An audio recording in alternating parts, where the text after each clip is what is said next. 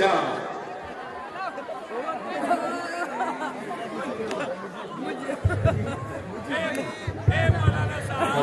बैठ जाइए, सबको नजर आना चाहिए।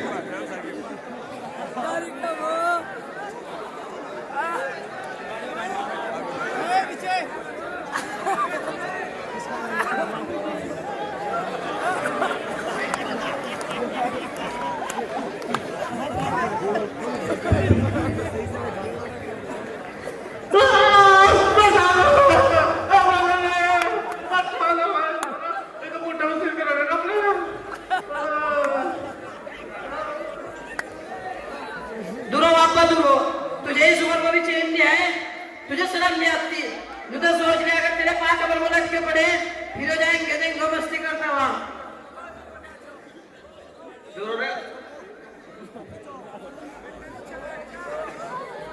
जमालू जो हमारे चचा है, इनके दो बच्चे हैं जो इनके सामने बैठे हुए हैं, जुल्फू और सैफू।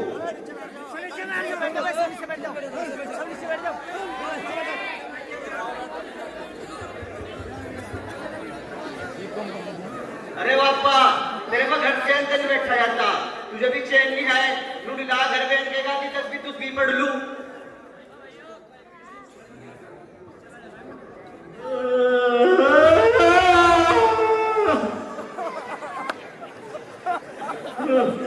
ओ भाई, ओ बुढ़ापा होगा, दाद का पड़ो। कौन कहता है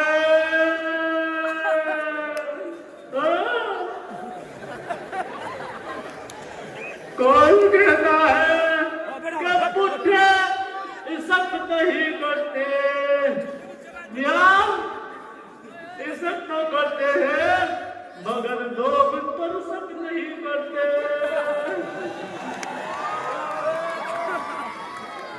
तो भाई मारा भी जवानी का टाइम था, हम भी बहुत लंबी देते। ये तो भाई बोलने की सोच रही कि मेरे को होगा सारा मामला। यो खाती ढांचा ढूंढने का टकरा भाई, ये खत्म हो जाएगा 2-4 दिन, कुछ नहीं है।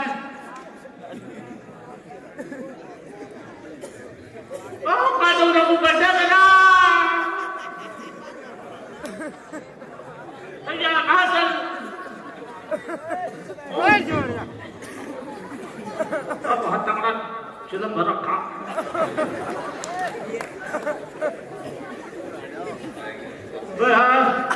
आज तो कोई बेहतर मालिक को भी दिखाई नहीं दे रहा, मका टेंशन सही कट जाता। और आज तो और भी बात हो, और आज तो और भी बात हो। अब इनकी जात तो बीमार, वो तो अपने घर गई भी। अब इसी भोल हाल मैंने मरे करी थी जाति में तो ये भी ना चाहिए। अब तो कहाँ मारने वाली थी, वो तो बात को सही मान के चलो। आज आन दो सब देखूंगा ना, 6 साल में बहुत बात कर दिया तो मेरा नाम भी जमा हो दिया है। ओ सैफू, ओ सैफू, अबे ओ सैफू।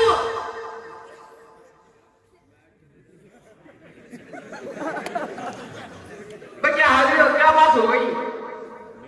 बस वीरा कतई कह रहा होगा। आज आपने मित्रों को वीडियो बनी कितनी जबरदस्त हो। बे यार क्या हो यार, तू तो बैठी नहीं देता, देखने पबजी गेम खेल रहा था और तेरे में बीजे बोल का सारा काम खराब करवा दिया। अब जो है चचा तो आ गए कुर्सी पर, हुक्का भी पी रहे हैं, लेकिन अब चचा की खैर नहीं, क्योंकि उधर से लट लिए हुए अम्मा आ रही है।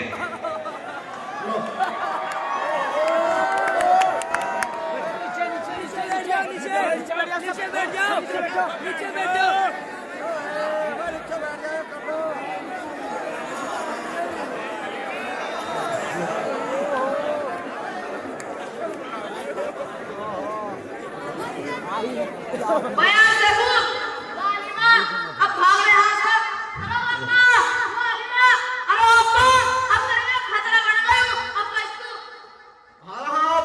वो देखा दी माँ, बताओ कुछ तू क्या बोल रहा था? अरे माँ यो अब्बा तेरे बारे में कुछ ना कुछ कह रहा था। आज तो 6 साल तेरे में घुस छोड़ दूंगा। माँ से बचे अरे लुटू क्या बापा वाले पेड़ के तक बेलते का निकटे घुस कर जाना मैं लेकिन तुम किसी ठाकी पड़े तो कौन सी मतीर मारा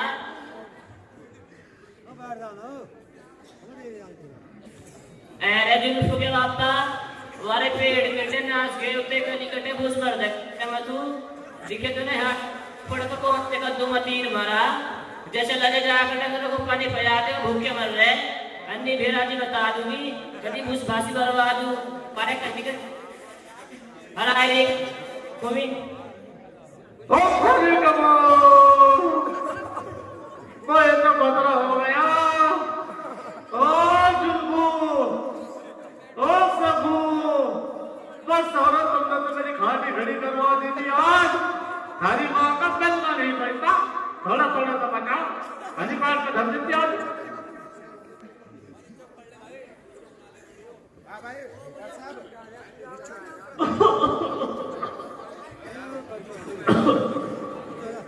भाई थोड़ा नीचे कर लो बढ़ा लो। हाँ अब आपके सामने 150 साल पुरानी गाड़ी उस पर कमालू और जलालू कमालू और जलालू आपके सामने आ रहे हैं। रास्ता दे दो अगर टक्कर लग गई ना बचना भारी हो जाएगा।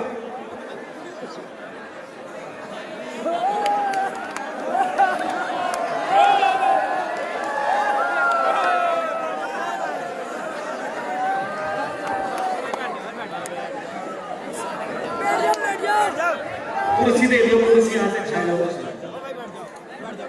बैठ जाओ भाई सभी बैठ जाओ सबको नजर आएगा।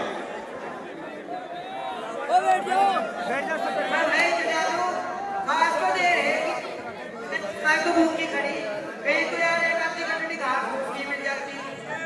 हाँ यार कहीं नीचे बैठ जाए शादी दूसरों को देख नहीं रहा। हाँ यार देर तो मुझे भी होगी अन्नी पर तो घाटी करने के लिए मुझे घर आना था। ओ कमालो ओ जलालो ओ यार कब हो भाई मैं भी आना मुझे भी खेत में जाना थारी दोनों की तो रेल बड़ी बड़ी आज थार को क्या बता रही जो रुकिन है।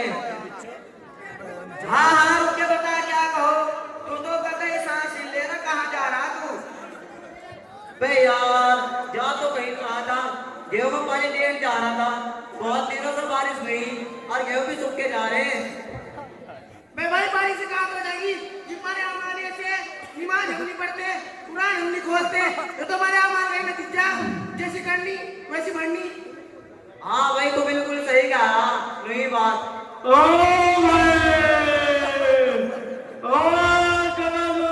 कमालू और घसीटते आ जाओ सब कितने चले जाओ कहाँ जा रहे वो यार जहाँ तो कहीं लाए थे खेत में जा रहे थे वक्त भी बहुत देगा। आ जाओ होटल में नहीं करा तो वो कर दो मां ने भूल भाग भाई चलो यार करा जो बुढ़े चलो चलो फिर देखी जाएगी खेत का आपकी बार घास घोस के मिला अपना का।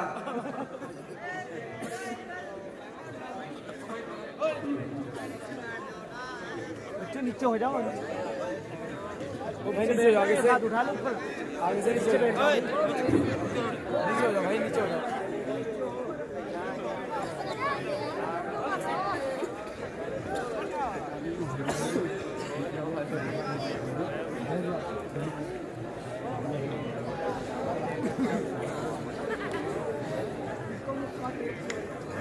ये मेरा हट्टा तो करते चलो के नीचे हो जाओ आप के नीचे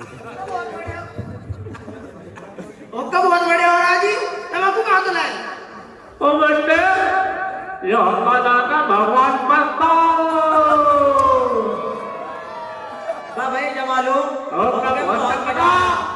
भाई बैठक बहुत क्यों इतना बुड्ढोगी ऐसे देखिए हमको देखना सकता भाई जमा लो और क्यों बहुत मजा आ रहा कहाँ तो आना कहा तो बता तो दिया भगवान पर तो ये तुझे भी कम सुनाई दे रहा जो तो ज्यादा ही गुड़ गुड़ बोल रहा और भाई ये तो ठंडा होगा, दूसरा मकाना खा लियो। जुल्बू और सबू बस सारा तब मोबाइल ही देखो जाओगे, तुमने क्यों नाक का दम दे रखा मेरे, बस ऐसे ना भगवान हो जाता है किसी को भी, तुम काम के ना काट के हर दुश्मन हो रहे नाच के, खा खा कर पेट से हो रहे सहरे में जैसे ढोलक, दुनिया का काज चले 1 साल तक, यहाँ 1 महीना भी पकड़ता, सारे खा खा के ढोलक हो रहे, ये पढ़े हुए इनके लिए पानी पुनी ले आओ और उसे निकल जाओ अपनी उसको, अब वो आग कर दी फिर हम काम को भरवाइयो। भाई यार सबू मैं तो टिकटॉक में मंड रहा, ये वो आपका चैनल नहीं देता, मैं नहीं जा रहा। भाई यार मुझे तो पबजी गेम में ढेर मजा आ रहा, मैं भी जाता।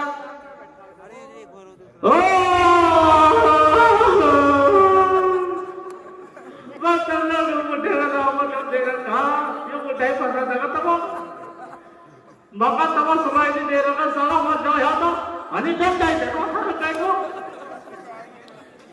अरे घर का हो गई थी भाई यार ये बुड्ढा तो ठीक करना रहेगा और कुछ नहीं, ये आपका हटे भड़बड़ी करता रहो।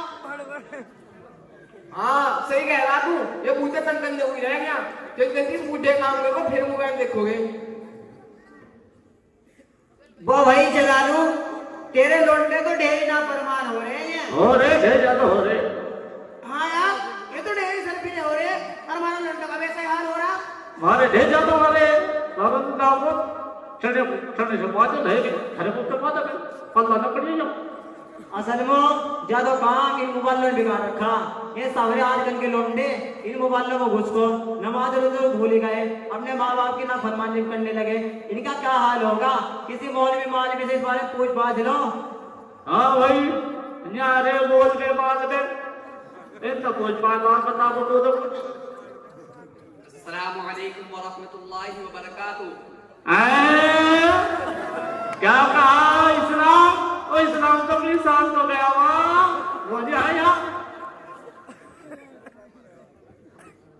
अरे अब्बा सलाम कर रहे सलाम। सलाम कर ले। वालेकुम सलाम रहमतुल्लाह तआला। आप सबके क्या हाल है? चाल अरे भाई चार जुड़ते के बाद तुम्हारे की बुढ़ापे को दिक्कत नहीं क्या हाल हो पड़ा, यहाँ से देखो यहाँ तक कुल्ली टूटी पड़ी टूटी जाते भाई। अरे अब्बा ये हाल मालूम कर रहे, हाल क्या हाल है? हाल मालूम कर ले, कहाँ का मदरसे का हाल? अच्छा भाई बता ठीक हो तब सुनाओ। वो भाई घसिट्टा जमालू आले दिख रसीद पेंडन चोरो निकल नया कदी मारी भी रसीद पेंड बांध को मारे हाथ कमा दो। पहले तो मिट्टी मिट्टी बातें करो और फिर के मदरसे का भी ख्याल कर लेते।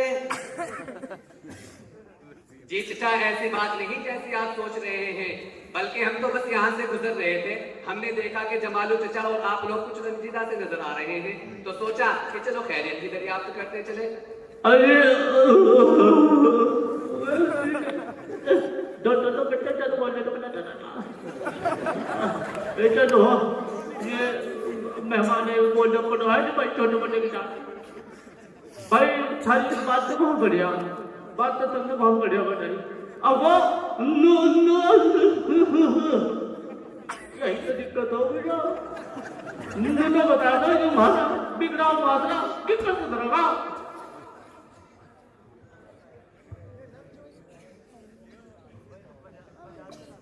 जी चाचा आजकल के लोग खासकर नई नस्ल वालिदैन की नाफरमानी में हद से तजावुज कर रही है, इस वजह से आजकल का माशरा ज्यादा ही बिगड़ा हुआ है। अजीब मौलवी साहब, माँ बाप की खुशी हर ना खुशी और खिदमत करने में थोड़ी सी बात मुझे बता रखते ताकि हमारी नई नस्ल के जाकर और ये लोंडे सुधर जा, ये लोंडे ही दोनों तरफ फिरते रहे।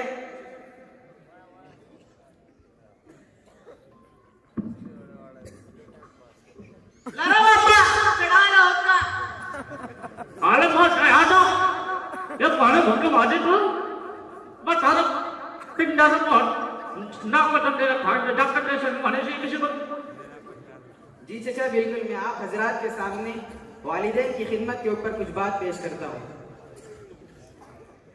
नहमदुहु व नुसल्ली व नुसल्लिम अला रसूलिहिल करीम, अम्मा बाद, फ़अऊज़ु बिल्लाहि मिनश शैतानिर रजीम, बिस्मिल्लाहिर रहमानिर रहीम। वक़ज़ा रब्बुका अल्ला तअबुदू इल्ला इय्याहु व बिल वालिदैनि इहसाना। वक़ाल अन्नबी सल्लल्लाहु अलैहि वसल्लम अल जन्नतु तहत अक़दामिल उम्महात औ कमा क़ाल अलैहि अस्सलातु वस्सलाम। मेरे मोहतरम बुजुर्गों, दोस्तों, वालिदैन अल्लाह तबारक व तआला की एक अजीम नेमत है। उनका साया औलाद के लिए बाइस रहमत है। उनका अंदाज सराफा शफ़क़त है। हर एक पर लाजिम उनकी इताअत है। जिसकी भी जिंदगी में वालिदैन की खिदमत है वो बड़ा ही बाअज़मत है। उसी के लिए अल्लाह तबारक व तआला की क़ुर्बत है, इसलिए कि उनके कदमों तले जन्नत है। यही फरमान खुदा और पैगाम रिसालत है। मेरे मोहतरम बुजुर्गों और दोस्तों, वालिदैन अल्लाह तबारक व तआला की एक अजीम नेमत है। इसलिए अल्लाह तबारक व तआला ने अपने हक के साथ वालिदैन के हक को अदा करने का हुक्म दिया। चुनांचे कभी तो फरमाया वक़ज़ा रब्बुका अल्ला तअबुदू इल्ला इय्याहु व बिल वालिदैनि इहसाना इम्मा यबलुगन्ना इंदकल किबरा अहदुहुमा औ किलाहुमा फला तक़ुल लहुमा उफ़ वला तनहरहुमा वक़ुल लहुमा क़ौलन करीमा वख़्फ़िज़ लहुमा जनाह अज़्ज़ुल्लि मिनर रहमा वक़ुल रब्बिरहमहुमा कमा रब्बयानी सग़ीरा। यानी अल्लाह के अलावा किसी की इबादत न करो और वालिदैन के साथ हुस्न सलूक करो। उनमें से एक या दोनों बूढ़े हो जाए तो उनको उफ़ तक भी मत कहो, उनको मत झिड़को, उनके साथ नर्म और अच्छी गुफ्तगू करो, उनके सामने नरमी और मोहब्बत के बाजू झुका दो और उनके लिए अल्लाह तबारक व तआला से दुआ करो कि अल्लाह उन पर अपनी रहमत नाज़िल फरमा, जैसा कि उन्होंने बचपन में मुझे प्यार से पाला है। तो पता चला कि अल्लाह तबारक व तआला ने अपने हक के फौरी बाद वालिदैन के हक को अदा करने का हुक्म दिया। और ये एक जगह नहीं बल्कि जगह जगह पर वालिदैन की खिदमत और फरमाबरदारी का हुक्म दिया। चुनांचे सूरह निसा में वअब्दुल्लाह व ला तुशरिकू बिही शैअन व बिल वालिदैनि इहसाना फरमाया।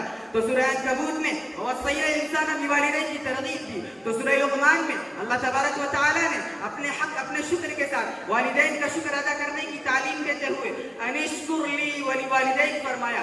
वालिदैन के मकाम और मर्तबे से आगाह करने के लिए रब्बे रहमान ने अपने कुरान में बनी इसराइल से लिए हुए अहद का तज़किरा फरमाया। व इज़ अख़ज़ना मीसाक़ बनी इसराईल ला तअबुदूना इल्लल्लाह व बिल वालिदैनि इहसाना। मेरे मोहतरम बुजुर्गों और दोस्तों, वालिदैन का मकाम और मर्तबा बहुत बुलंद है। यही वजह है कि उनकी खिदमत और फरमाबरदारी की बार बार तालीम दी गई। उनके लिए दुआ करने का तरीका सिखाया गया और नबी रहमत हजरत मोहम्मद रसूलुल्लाह सल्लल्लाहु अलैहि वसल्लम ने उनके कदमों तले, माँ के कदमों तले जन्नत होने की बशारत दी। रज़ाए इलाही को उनकी रज़ा पर मौकूफ किया। उनकी तरफ निगाह मोहब्बत डालने को भी मकबूल हज के बराबर करार दिया। उनकी खिदमत को जिहाद से भी अफजल करार दिया। क्या ही बेहतरीन इरशाद फरमाया हमारे आका शहंशाह कौनो मका हजरत मोहम्मद मुस्तफ़ा सल्लल्लाहु अलैहि वसल्लम ने क्या अल वालिदु औसतु मिन अबवाबिल जन्नह। तो दूसरी जगह इरशाद फरमाया अल जन्नतु तहता अक़दामिल उम्महात। क्या ही बेहतरीन इरशाद फरमाया। किसी शायर ने क्या ही खूब कहा है, जहाँ के रब ने माँ को अज़मत कमाल दी, जहाँ के रब ने माँ को अज़मत कमाल दी, उसकी दुआ में आई मुसीबत भी टाल दी। हदीस पाक में माँ की ऐसी मिसाल दी, हदीस पाक में माँ की ऐसी मिसाल दी कि जन्नत उठा के माँ के कदमों में डाल दी। बस इन्हीं चंद बातों पर अपनी तकरीर को खत्म करता हूँ। अजीब मौलवी साहब, नाम तो मेरा घसीटता, लेकिन मैंने कहो कि तुमने माँ बाप की नाफरमानी के ऊपर तो बड़ा बात बताई, लेकिन इन लोगों को कुछ मोबाइल के नुकसान के बारे में बता दो, तारा आसान नहीं जाएगा। जी चचा, मैं आपके सामने मोबाइल के नुकसान शुरू करता हूँ। बिस्मिल्लाहिर्रहमानिर्रहीम। हामिदन व मुसल्लियन अम्मा बाद। क़ाल नबियुल करीम निअमतानि मग़बूबुन फ़ीहिमा कसीरुम मिनन नास अस्सिहत वल फ़राग़ औ कमा क़ाल अलैहि सलातु वस्सलाम। मोहतरम हज़रात, मैंने आप हज़रात के सामने ये हदीस बयान की है। इसका मफ़हूम ये है कि दो नेमतें ऐसी हैं कि जिनके बारे में इंसान धोखे में पड़ा हुआ है। एक सेहत की नेमत और एक फरागत, यानी वक्त के खाली मिल जाने की नेमत। और इंसान इन दोनों चीजों की कदर नहीं करता। खास तौर से हमारी नई नस्ल के नौजवान आजकल इल्म अमल से बेजार और कोसों दूर है और अपना कीमती वक्त लायानी चीजों यानी खास तौर से मोबाइल में खर्च करते हैं। मेरे प्यारे भाइयों और बुजुर्गों, इस मोबाइल ने इंसान को अपना गिरविदा बना लिया, अपना आशिक बना लिया, अपना आदी बना लिया और इससे बढ़कर कहूँ तो इस मोबाइल ने आज खुद को आका, यूजर और इस्तेमाल करने वाले को गुलाम बना दिया, खुद को हाकिम और सामने वाले को महकूम बना दिया, खुद को गालिब और सामने वाले को मगलूब बना दिया। हाय अफसोस कि इंसान इसके पीछे पड़ा हुआ है, इसके पीछे लगा हुआ है और इसकी इताअत और फरमाबरदारी पर मजबूर है। मेरे प्यारे भाइयों, इस दुनिया में इस मोबाइल की वजह से न जाने कितने फसादात बर्पा हुए, न जाने कितने फितना रूनुमा हुए, न जाने कितनी जिंदगियां तबाह हो गई, न जाने कितने घर उजड़ गए, न जाने कितने माँ की बेटियां सुपुर्द खाक हो चुकी, न जाने कितने बाप की लाडलियां बेवा हो गई, न जाने कितने भाइयों की इज्जत को दागदार कर दिया गया, न जाने कितने दादा की पोतियों से खिलवाड़ करके उनको सरेरा धकेल दिया गया जिनका कोई पुरसाले हाल नहीं बना। गौर किया गया तो मालूम हुआ कि इस सारे बिगाड़ की जड़ यही मोबाइल निकला। मेरे अजीजों, आज हजारों लोग जो इस मोबाइल की बुनियाद पर सलाखों के पीछे अपना वक्त गुजार रहे हैं, जरा उनसे पूछो, उनके दर्द को महसूस करो, उनकी तकलीफ जानने की कोशिश करो कि इस मोबाइल की बुनियाद पर किस इस्तिराब बेचैनी के आलम में है कि अंदाजा नहीं लगाया जा सकता। मेरे प्यारे भाइयों और बुजुर्गों, मैं अपनी बात को समेटने की कोशिश करता हूँ। जहाँ इस मोबाइल का इंसानी जिस्म पर और इंसानी सेहत पर बुरे असरात मुरतब होते हैं, वहीं तन्हाइयों में रहकर और मोबाइल देखकर खासतौर से हमारे नौजवान भाई फैशन लिटरेचर, वीडियोस और तस्वीर देखकर, नंगा नाच, फिल्में और गाने सुनकर जहाँ अपनी सेहत को जाया करते हैं, जहाँ अपने कीमती वक्त को बर्बाद करते हैं, वही गुनाहों में मुलविस होकर अपनी रूहानी फिजा को खराब करके अपनी आखिरत भी तबाह करते हैं। ये बात आप मानते हैं कि मोबाइल फोन लोगों की जिंदगी में बहुत से पहलुओं में मददगार साबित होता है, यानी इसके फवाइद भी बेशुमार है, लेकिन बहुत से लोग इसके फवाइद से बहरावर नहीं हो पाते और इसके नुकसानात में महसूर होकर रह जाते हैं। ज्यादातर नौजवान लोग, स्टूडेंट्स और तलबा इससे मुतासिर होकर अपने आप को बर्बाद करते हैं। मेरे प्यारे भाइयों, खुलासा ये है कि आजकल जिसको देखो उसके हाथ में मोबाइल फोन है, वो उसकी दुनिया में गुम है। ऐसा लगता है कि ये मोबाइल फोन हमारे जिस्म का एक हिस्सा बन चुका है और वो हमारी आदतों में शामिल है, लेकिन ये बहुत से लोगों के लिए किसी बीमारी से कम नहीं। सोते जागते, खाते पीते, उठते बैठते, यहाँ तक के वॉशरूम में मोबाइल फोन इस्तेमाल करते हैं। ऐसा महसूस होता है कि हम मोबाइल फोन को नहीं बल्कि मोबाइल फोन हमको इस्तेमाल कर रहा है। बस आखिर में यही कहूँगा कि मोबाइल आया तो नमाज बेनूर हो गई, मोबाइल आया तो कुरान की तिलावत खत्म हो गई, मोबाइल आया तो बड़ों के पास उठना बैठना खत्म, मशवरे लेना देना खत्म, गोया के सब कुछ मंजामेट हो चुका है। मेरे प्यारे दोस्तों, यह मोबाइल नुकसान की जड़ है, फसाद और बिगाड़ की बुनियाद है, जिसको इफ्तिरा का आला है और शुरूर और फितन का दरिया है। हम खुद इसको कम इस्तेमाल करें, खुद इससे बचें और अपने बच्चों को इससे गुरेज इज्तिनाब की तलकीन करें और इस मोबाइल को छोड़कर अल्लाह ताला की जानिब और इस मोबाइल को छोड़कर कुरान और नमाज की तरफ मुतवज्जह हो जाए और अल्लाह ताला की जानिब अपने लो लगाकर उसको राजी करने में मशगूल हो जाए। अल्लाह ताला हम सब को अमल की तौफीक अता करने की तौफीक अता फरमाए। व आखिर दावाना अल्हम्दुलिल्लाहि रब्बिल आलमीन। अरे मौलवी साहब, या कुछ हो रहा लोग तो धानी काला का जैसे क्या मारना खायो तो क्या हो बता देने में भी कहीं कोई तो बढ़िया लग रहा है। जी चचा जान, ये पगड़ी है दस्तार। कहो दस्तार पगड़ी अच्छा वो कट्टा से बंद जाओ। अच्छा ठीक है दस्तार बहुत अच्छा। अजी मौलवी साहब, बात तो तुम लोगों ने बहुत बढ़िया बताई। अगो नू तो बता दो ये भारत बिगड़ा मुआशरा सुधरोगे कब? जी चचा जान, ये तो इल्म दीन ही के हासिल करने से हो सकता है। तो पहले जमाने के बारे में कुछ बताओ तो दो। जी मैं आप हजरात के सामने इल्म दीन की अहमियत के मुतालिक कुछ बातें बताता हूँ। अल्हम्दुलिल्लाह व कफा व सलामुन अला इबादिही अल्लज़ीना इस्तफ़ा, अम्मा बअद, फ़अऊज़ु बिल्लाहि मिनश शैतानिर रजीम, बिस्मिल्लाहिर रहमानिर रहीम। इन्नल्लाह ला युगय्यिरु मा बिक़ौमिन हत्ता युगय्यिरु मा बिअनफुसिहिम। सदक़ल्लाहुल अज़ीम। मेरे मोहतरम बुजुर्गों और दोस्तों, ये दुनिया तगय्युर और तबद्दुल का गहवारा है। यहाँ किसी चीज को करार और तुबाद नहीं, इसके औकात बहुत तेजी के साथ गुजरते चले जा रहे हैं। वो जंग है जहाँ किसी वक्त में समंदर की लहरें उठा करती थी, आज वहाँ शहर आबाद है। वो हवेलिया और महल्लात जो इक़्तिदार और अज़मत की अलामत थे, वो आज खंडरात में तब्दील है। कितने ही कदागर हैं जो बादशाह बन गए और सैकड़ों बादशाह आज भीख मांगने पर मजबूर है। गर्ज यहाँ हर चीज में इनकलाब पैदा होता रहता है। हजरात, इसी तरह आज मुसलमानों के हालात भी इनकलाब का शिकार है, बल्कि मुसलमानों की हालत में जो इनकलाब और तब्दीली आई वो बहुत ही अजीब है। ये अफसाना बहुत ही इबरत अंगेज है। जिस तरह उन्होंने अपने दौर अव्वल में बड़ी तेजी के साथ हफ्त इक़लीम को मुसख्खर किया था और जिस सुरअत के साथ उरूज व तरक्की हासिल की थी, आज भी है नहीं उसी तेजी के साथ और तबाल है। कभी उनका सितारा इकबाल सुरैया से भी ज्यादा बुलंद था, लेकिन अब वो बेहद गिरती हुई हालत में है। जिन्होंने कभी जहालत की तारीकियों में भटकती हुई इंसानियत को तहजीब और तमद्दुन से आशना किया था, आज उनकी हालत यह है कि ना उनके पास इल्म है और न अमल। चारों तरफ उनके इल्मी और अमली इखलास का मातम किया जा रहा है। वो मुसलमान जिनकी हैबत से शेरों के दिल कलेजे में दहल जाते थे, आज उनके लिए जमीन को तंग किया जा रहा है, उन्हें घेरा जा रहा है, दबाया जा रहा है। दुश्मन उन्हें नेस्त तो नाबूद करने के लिए टूटे पड़ रहे हैं। जो कभी इल्मी और अमली मैदान में दुनिया की क़यादत करते थे, आज नाखानदगी वो जहालत उनकी अलामत और पहचान बन चुकी है। ज़लज़ले जिनसे शहंशाहों के दरबारों में थे, ज़लज़ले जिनसे शहंशाहों के दरबारों में थे, बिजलियों के आशियाने जिनकी तलवारों में थे।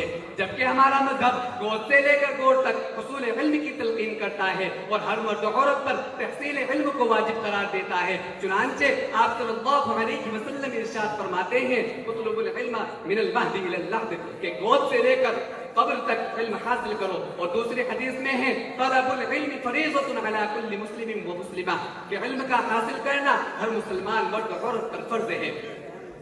मगर जब से हमने अहकाम कुरानी और हिदायत नबी सल्लल्लाहु अलैहि वसल्लम से रूगर्दानी की है और इल्म से अपना रिश्ता तोड़ा है, उसी वक्त से दुनिया की क़यादत और रहबरी हमसे छीन ली गई और हमारी अज़मत और इक़्तिदार का खात्मा होता चला गया। दूसरी कौमें जिन्हें तालीम और तअल्लुम से कोई वास्ता ना था, जो तहज़ीब और तमद्दुन के एतबार से मुफलिस और सही रस्ते थी, मगर जब उन्होंने तालीम को अपनाया और इल्मी मैदान में इख्तिसास पैदा किया तो हमें ऐसा पछाड़ा कि हम इल्मी, अमली, माशी, इक्तिसादी, हत्ता के ज़हनी और फिक्री एतबार से भी उनके गुलाम बनकर रह गए। शायद जमालू चचा और आप लोगों ही की बरकत से मेरे जहन में एक वाक़या आया है, मैं उसको भी आप हज़रात के सामने पेश करता हूं। हारून रशीद एक बहुत बड़ा बादशाह गुजरा है। उसने अपने गुलाम से कहा, ओ मेरे गुलाम, तू बाजार जा और बाजार से एक बांदी खरीद कर ला। पहले बांदियों के बाजार लगा करते थे, औरतें बिका करती थी, तो गुलाम बाजार गया और बाजार से एक बांदी के बजाय 2 बांदी खरीद कर ले आया। बादशाह ने पूछा, ओ मेरे गुलाम, मैंने तुझे एक बांदी लाने को कहा था, लेकिन तू तो एक की बजाय 2 लेकर आ गया, ये तो फजूल खर्ची हुई ना। तो गुलाम ने जवाब दिया कि हुजूर 2 बिक रही थी, एक काली थी और एक गोरी। मैंने सोचा कि आपका हुजूर को गोरी पसंद आ जाए, हुजूर गोरी को रख ले, या क्या पता हुजूर को काली पसंद आ जाए, हुजूर काली को रख ले। हुजूर मैं तो दोनों ही ले आया हूँ, जो उनसे आप चाहे पसंद फरमा ले। बादशाह कभी गोरी को देखे, कभी काली को देखे, कभी काली को देखे, कभी गोरी को देखे। अभी बादशाह देख ही रहा था कि इतने में गोरी आगे बढ़ी और कहने लगी कि बादशाह सलामत, फैसला बाद में करना, पहले मेरी एक बात सुन लेना। बादशाह इसी चीज का मुंतजिर था, तो बादशाह ने फौरन कहा, सुनाओ क्या कहना चाहते हो। तो गोरी आगे बढ़ी और कहने लगी और अपने अल्फाज में कहने लगी, मोती सफेद है और कीमत है उसकी लाखों, और करो एला जो काला कीमत में ढेर पालो। हुजूर मोती सफेद होता है और बड़ा लाखों करोड़ों का मिलता है, हुजूर कोयला काला होता है, 100-200 रुपए में पूरा कट्टा भर लाओ, कोयले की क्या औकात है। बादशाह बोला, बात तो ठीक है। बादशाह ने पूछा, एक लो तुझे भी कुछ कहना है। तो काली भी आगे बढ़ी और अपने अल्फाज में कहने लगी, है मुश्किल नाबा काली कीमत में बेशुहाली, और रुई सफेद है जो कीमत में ढेर पाली। हुजूर मुश्किल ना तो अखबारी होती है और 30,000 रुपए तोला मिलती है। हुजूर रुई सफेद होती है तो 200 रुपए में पूरा लिहाज बना लो, रुई की क्या औकात है। बादशाह बोला बात तो तेरी भी ठीक है।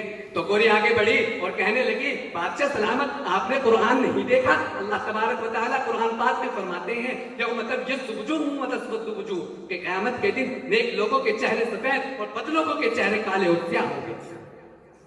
तो गोरी अपने अल्फाज में कहने लगी अल्लाह के नेक बंदों के मुंह सफेद होंगे और दोज़खी जो होंगे मुंह होंगे उनके काले। तो काली क्या कहती है? हुजूर आंखों की काली पुतली है नूर का वो चश्मा और आंख की सफेदी है नूर से वो खाली। हुजूर आंखों की काली पुतली से नजर आता है, अगर काली पुतली फोड़ दो तो सफेदी बेकार है। बादशाह बोला बात तो तेरी भी ठीक है। तो गोरी आगे बढ़ी और कहने लगी बादशाह सलामत, आपने कुरान देखा है? तो बादशाह ने जवाब दिया जी देखा है। कागज कैसे हैं कि सब सफेद है? तो गोरी कहने लगी कागज सफेद है सब कुरान पाक वाले, कागज सफेद है सब कुरान पाक वाले। तो काली क्या कहती है? हुजूर उन पर जो लिखे हैं कुरान के हर्फ काले। हुजूर कागज ही तो सफेद है बट लिखा हुआ तो काला है। तो गोरी कहने लगी कि जिस दिन नबी पैदा हुए वो दिन बड़ा मुनव्वर था। तो गोरी कहने लगी मीलाद का जो दिन है वो रोशन दिन यकीन है। तो काली क्या कहती है? हुजूर मेराज की जो शब है वो काली है या नहीं है? उस रात बतौर मेहमान के अल्लाह तबारक व तआला ने आप सल्लल्लाहु अलैहि वसल्लम को अर्श पर बुलाया तो वो रात कैसी थी? काली।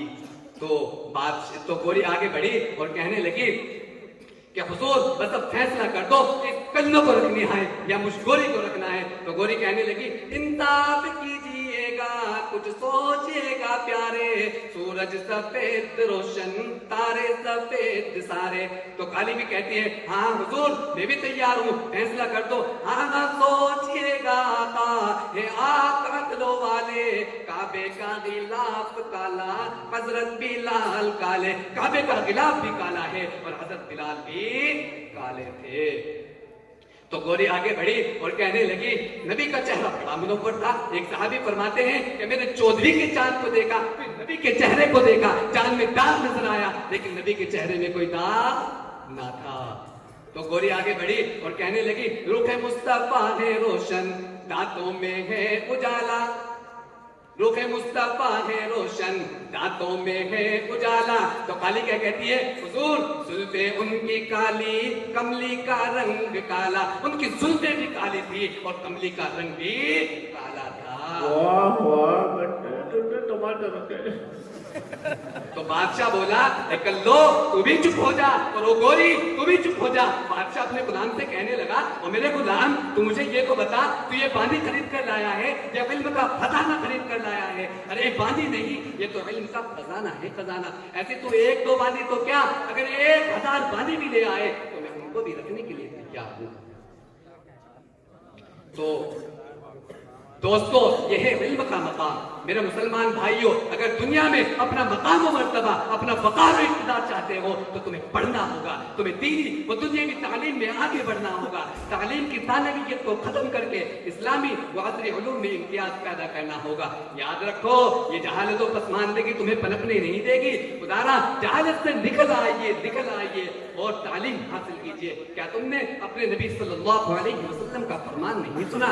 उतलुबुल इल्म वलो कान बिस्सीन, कि इल्म हासिल करो अगरचे उसके लिए तुम्हें चीन ही जाना क्यों ना पड़े। मेरे दोस्तों दीन इस्लाम में इल्म की बड़ी अहमियत है। इल्म के बगैर तरक्की मुमकिन ही नहीं बल्कि महाल है। अल्लाह तबारक व तआला हम सबको इल्म नाफे और अमल सालेह की तौफीक अता फरमाए। अजी मौल साहब तुमने इल्म दीन के ऊपर तो बहुत बढ़िया बातें बताई। इब जरा मुझे बता दो जहाँ इल्म दीन बढ़िया हासिल होता हो कोई सी जगह है मदरसे में दूसरे के बारे में बता दो जहाँ हिंदी और अंग्रेजी भी हो।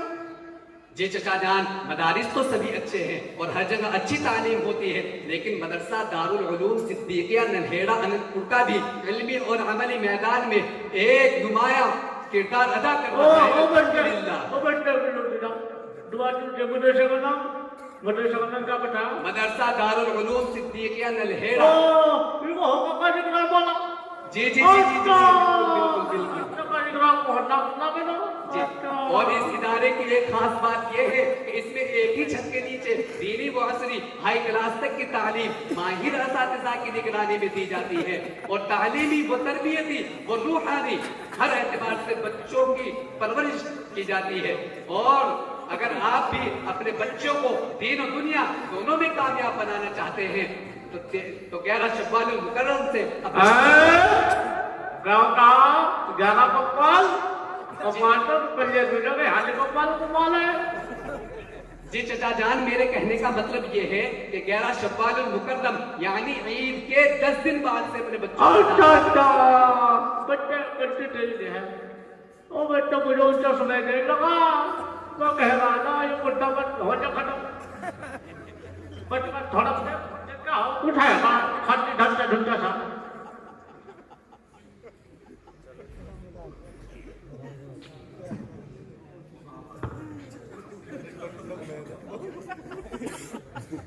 अरे अब माँ आने वाली है क्या? आ जानते देखोगे माँ को भी देखो बहुत नाम दे रखा है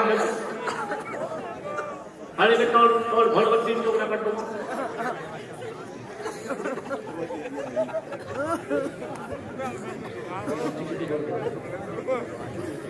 आज हम पे क्या बैठा और तुम ठीक हम भी ठीक कर दे वारे पेड़ मीठे नाल के उत्ते कली कटे ही बड़ा तुझे ने कहा पानी तो बचा दो मुठो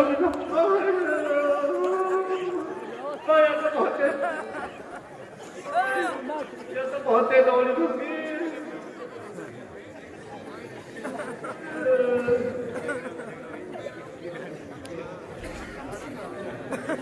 ये तो बहुत है दौड़ी होगी बड़ी बहुत ना दौड़ी अरे जी फुके बाबा वारे पेड़ मीठे नाल के उत्ते कली कटे ही बड़ा तुझे ने कहा था पानी गया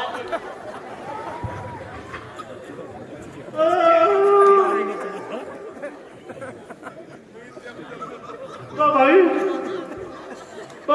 सोरे तो मैं आपको तुम दे रखा भाई देख रहे तुम अब तुम देख लो घर क्या हाल करते होगी मेरा थारे सामने भी छोटा मुझे देखे कली कटे जितना को हता साथ दे दे कला मन मर जाऊंगा ये क्या आलोड़ा लगा तेरे मां आ सोरे के तू ढोरी थी जितना तू रंगी थी तो बदल गई इतने मुझे कुछ रात में खजोली ढंचा का टकराने वाली। अम्मा अपने शौहर से लड़ाई झगड़े नहीं करते, प्यार और मोहब्बत से रहते हैं, शौहर का अदब और उसकी इज्जत करते हैं। बजे लड़ाई करते हैं प्यार मोहब्बत से रहते हैं। अल्लाह भाई मैंने कहा चल लड़की डाल अपने जो लोग कहते दो डाले का बढ़ा देगा बच्चा हां भाई बहुत है दिया काट है दूंगा मैंने तो तक जा रहे हो आगे तो कोई बात नहीं प्यार मोहब्बत अरे ना भाई कोई प्यार मोहब्बत नहीं भाई। अम्मा जान लड़ाई झगड़ों में कुछ ना रखा, चलो माफी तलाफी कह लो कि आप तक कभी इस दुनिया से जाना पड़ जाए। आप भी माफी मांग लो माफी तलाफी कर लो।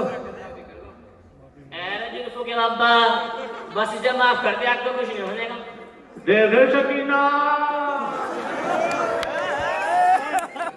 आज तक ना बात जो अगर पाठ हो गया ना तो ध्यान कर लिया कान खोल लिया खाने के बाद तो बहुत तेरे कान को या नाम दे दो या नाम दे दो मगर नाम दे दो ये सुन दो अगर तू लोग का दिन को गड़बड़ी रुलगी की नहीं सकती बता दो ये कौन देते तेरे कम के लग रहे मोमो देखी रे देखी हाँ वही भगवत जाओ दूसरे का जम्मा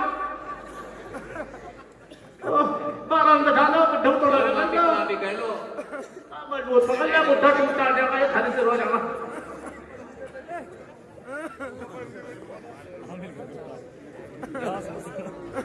आज ठीक है माफ कर दिया बंदे सब। ओ भाई प्यार मोहब्बत तो राग रो अल्लाह निकलते क्योंकि देखो मैं तो बुढ़ा मेरे मर के कितने साल बैठे ऐसा तो हटाओ तक बताने के लिए हटाओ मैं तो ढेर लाख हर सामने रहे थे बस मैं कहूँ भाई